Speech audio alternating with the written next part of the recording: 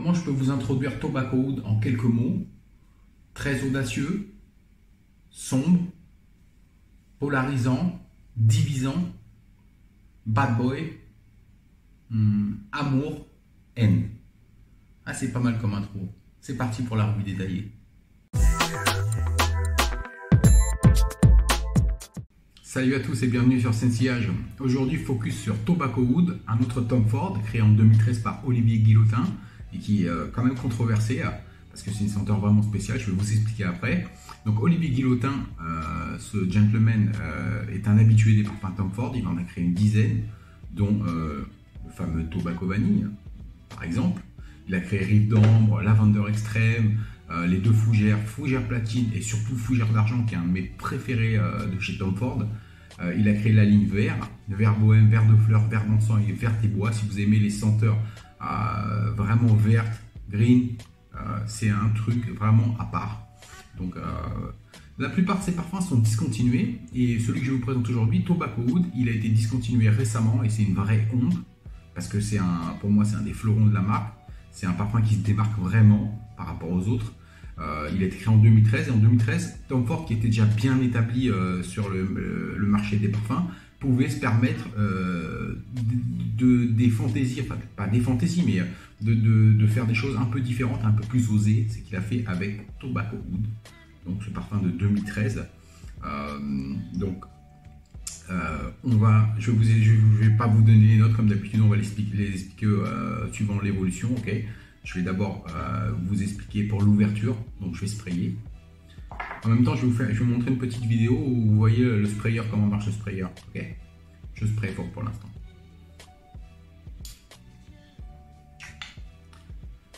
Donc le sprayer est bien, c'est pas le meilleur du marché, mais ils sont quand même bien, les sprayers Tom Ford. Donc il n'y a pas à se plaindre. Donc là je viens de vaporiser et j'ai celui-là depuis un peu plus d'1 heure et demie. Okay. Donc à l'ouverture, vous prenez une tarte dans la gueule direct. Pourquoi? Parce que ce parfum est très très puissant. C'est un parfum vraiment puissant et riche en même temps. Okay. Donc le fait qu'il soit controversé, c'est surtout de par cette ouverture. C'est une ouverture, il a du oud et le oud est animal, un oud animalique. Il a aussi une grosse note de whisky, donc c'est alcoolisé. La note de whisky donne en même temps des nuances vraiment sucrées. C'est sucré à cause du whisky. Vous savez que le whisky c'est très sucré. Il a aussi un aspect fumé de par l'encens. Il a des épices sur le dessus.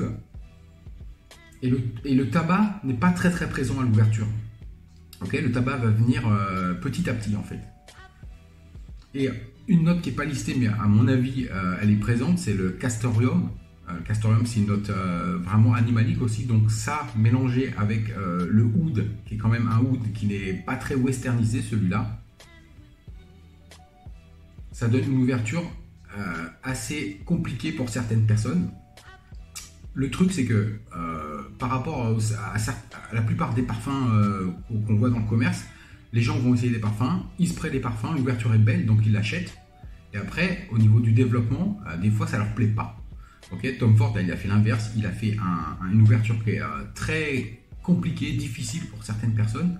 Et après, au fur et à mesure, le parfum se pose et devient vraiment magique. Pour moi, c'est pas trop, l'ouverture n'est pas trop dure. Mais je peux comprendre qu'elle soit compliquée pour certaines personnes parce que c'est une fragrance pour les nez plutôt avancés, je vous avoue. Donc, vous avez cette puissance, cette richesse au départ, avec le côté animalique du oud mêlé au castoreum, qui n'est pas listé, mais à mon avis, je ne vois pas comment ça peut être autre. Il doit y être, c'est impossible. Vous avez ce whisky qui est sucré et cet encens, plus des épices. Okay.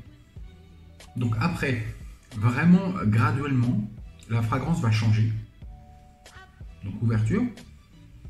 Et là, pendant la première heure, 1 heure et demie, la fragrance va lentement changer. Le tabac va commencer à émerger. C'est un tabac qui est très fin et sec. très grande, très haute qualité de tabac. Et la vanille commence à ramener sa fraise aussi, quelque part. La vanille, c'est une vanille qui est plutôt chaude. Une vanille qui est très bien supportée par le benjoin et par la coriandre, qui donne un aspect un peu poivré à cette vanille. Et cette coriandre aussi a un petit côté boisé qui va venir supporter le bois de santal et le cèdre. Okay, donc vous avez quand même un bon petit côté boisé après une bonne heure. Donc l'ouverture vraiment animalique.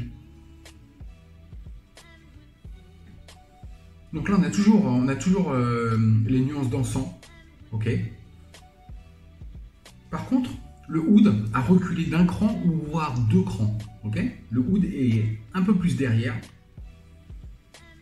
Et après une heure et demie, vous avez la cannelle. La cannelle qui commence à monter comme ça. Cette cannelle, c'est pas vraiment une cannelle qui est sucrée, qui pourrait s'apparenter à un dessert. C'est plus une cannelle qui va avoir un petit côté aromatique et floral en même temps. Vous voyez? Il y a vraiment une grosse différence entre l'ouverture et le dry down. Donc, sur le dry down, vous avez la vanille et le tabac qui font vraiment un superbe mélange. Le benjoin, la coriandre qui épaule la vanille.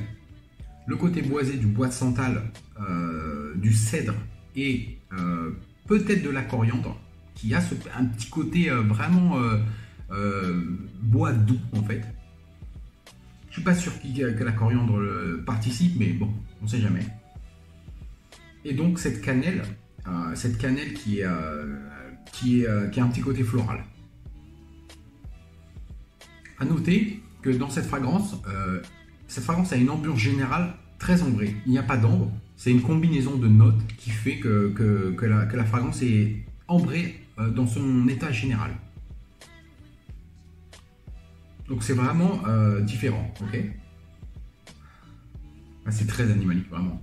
Je comprends que des personnes aient du mal avec cette ouverture.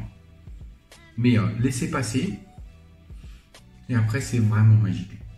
Le tabac et la vanille ensemble, la combinaison, alors, qu'on soit clair, c'est pas parce qu'il y a du tabac et de la vanille que ça va ressembler à tobacco vanille. Rien à voir du tout. Je voulais préciser ça. Et pour les gens, les petits malins qui ont des Tom Ford et qui croient que tobacco oud, ça va être le tabac de tobacco vanille et le oud de oud, ils ont tout faux. Ça n'a rien à voir du tout. Hein. Faut vraiment pas essayer de faire une combinaison de ces deux fragrances, ça n'a rien à voir du tout. Le oud est très animalique. C'est un oud vraiment sauvage, vraiment. Hein. C'est un oud qui ressemble au oud arabe en fait. Hein.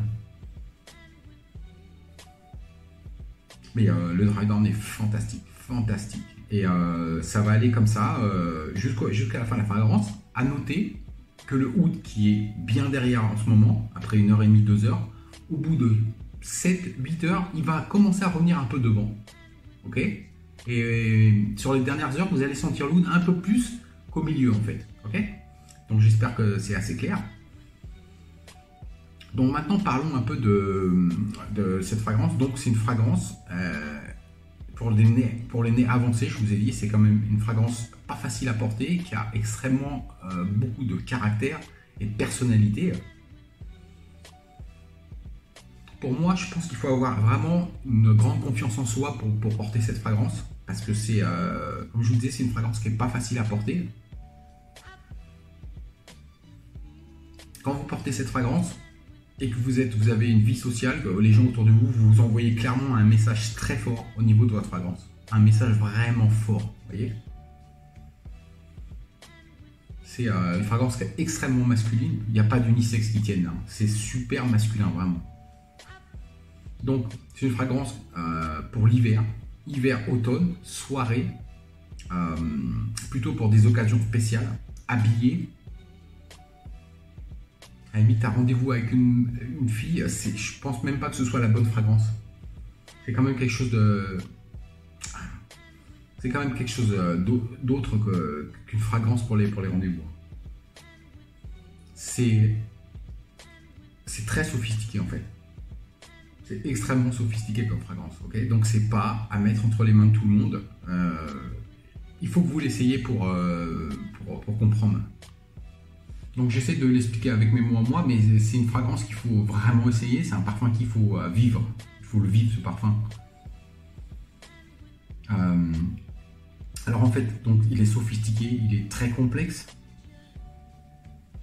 Un petit conseil, ne mettez jamais ce parfum si vous travaillez dans des bureaux. Pourquoi? Ou trop contact avec les gens. Parce que c'est un parfum, les gens peuvent se sentir agressés par ce parfum. Spécialement à l'ouverture. Alors si votre patron vous croise à l'ouverture, vous risquez carrément de perdre votre boulot. Au niveau de l'unicité, pour moi c'est vraiment unique. Le genre de personnes qui vont mettre ce parfum, c'est des gens quand même qui ont un âge assez avancé. Donc pour moi, je pense pas que ce parfum va convenir à des personnes en dessous de 30 ans. 28 peut-être. Mais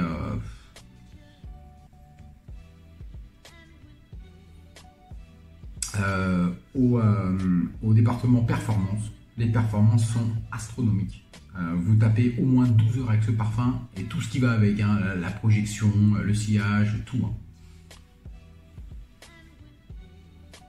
Par contre, je vais vous conseiller quelque chose et suivez ce conseil. N'achetez jamais ce parfum à l'aveugle sans l'avoir essayé. Jamais.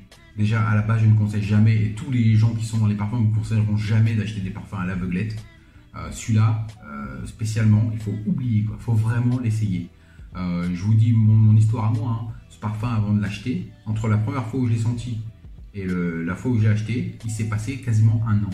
Et je l'ai senti 5 ou 6 fois dans cette année. Et j'étais pas sûr. Oui, non, non, oui. Finalement, je me suis dit, allez, on y va. Au bout d'un an. Et la magie a vraiment marché, quoi, avec moi. Donc voilà. Pour moi, c'est vraiment un des Tom Ford les plus osés, les plus audacieux, les plus difficiles à porter. Mais quand vous arrivez à attraper la beauté de ce parfum, vous l'aimez vraiment. Parce que ce parfum, c'est un parfum... Il n'y a pas de juste milieu, où on l'aime ou on le déteste.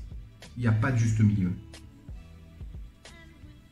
Le seul Tom Ford que j'ai essayé comme ça, qui avait ce côté vraiment challenging, c'est Sahara Noir, un autre parfum qui est discontinué, qui est aussi pas facile à porter.